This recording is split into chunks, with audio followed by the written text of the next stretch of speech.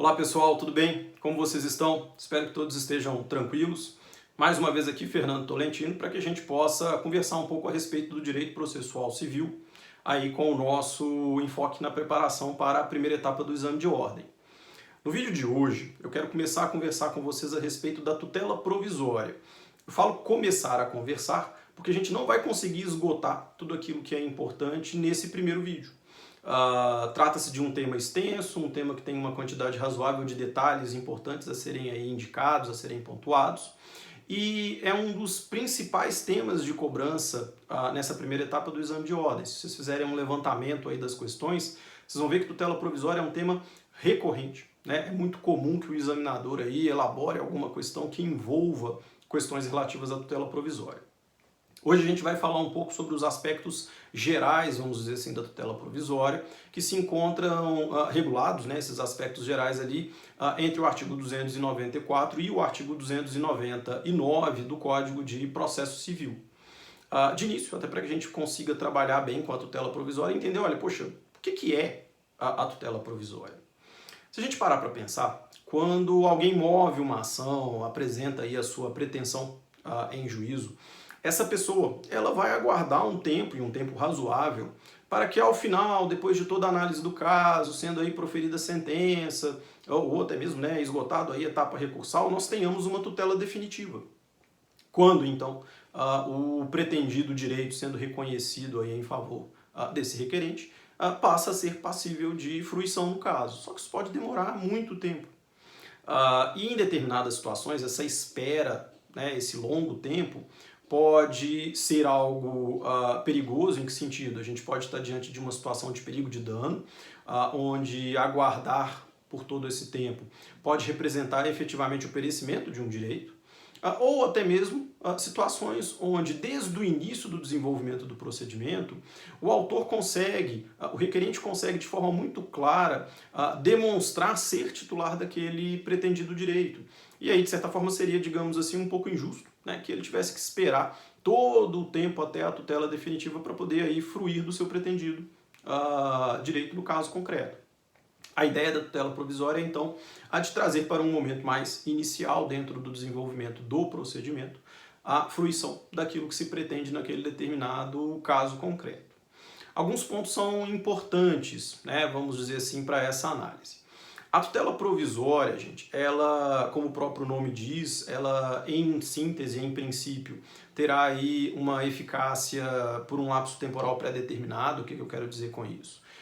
Num primeiro momento, a gente imagina que os efeitos da tutela provisória irão ser verificados no caso até que venha a tutela definitiva que irá substituí-la. Somado a isso, também é importante entender que a decisão que defere ou indefere a tutela provisória, ela é baseada num juízo de cognição sumária, num juízo de probabilidade. O juiz ou a juíza, ao fazer aí a análise sobre eventual deferimento ou indeferimento de uma tutela provisória, não tem certeza jurídica. Isso ele vai alcançar só lá no final, quando a gente tiver a tal da tutela definitiva.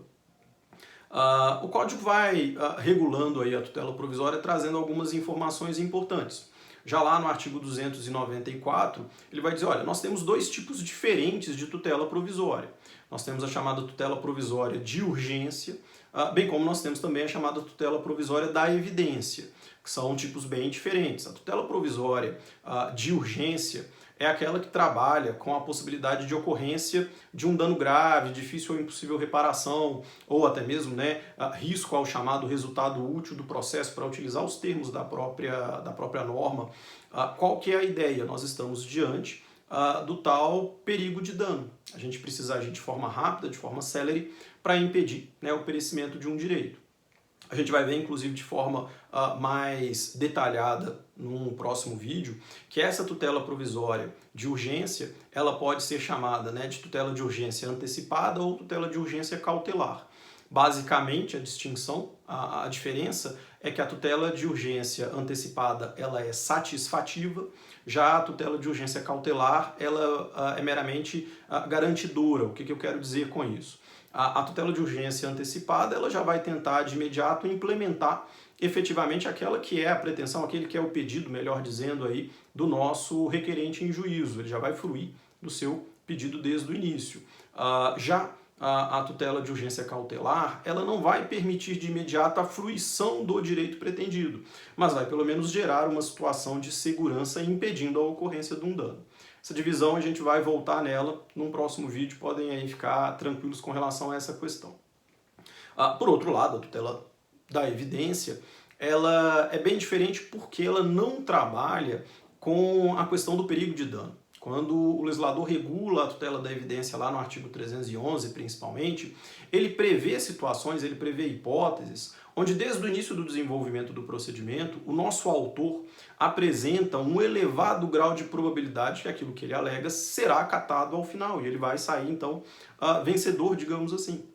E então seria, de certa forma, como eu disse, injusto fazer com que ele aguardasse, esperasse por todo o desenvolvimento do procedimento. O seu direito, como o próprio nome diz, é evidente e a gente vai permitir que ele, de certa forma, já venha a fruir desse direito desde o início do desenvolvimento do procedimento. Na sequência, o artigo 295, ele vai falar a respeito da fixação de custas dentro da tutela provisória. E aí ele fala, olha, na tutela provisória antecedente há incidência de custas, na tutela provisória incidente não há incidência de custas. E aí até para a gente entender melhor, tutela provisória antecedente é aquela que é requerida e eventualmente deferida antes mesmo do ajuizamento da ação.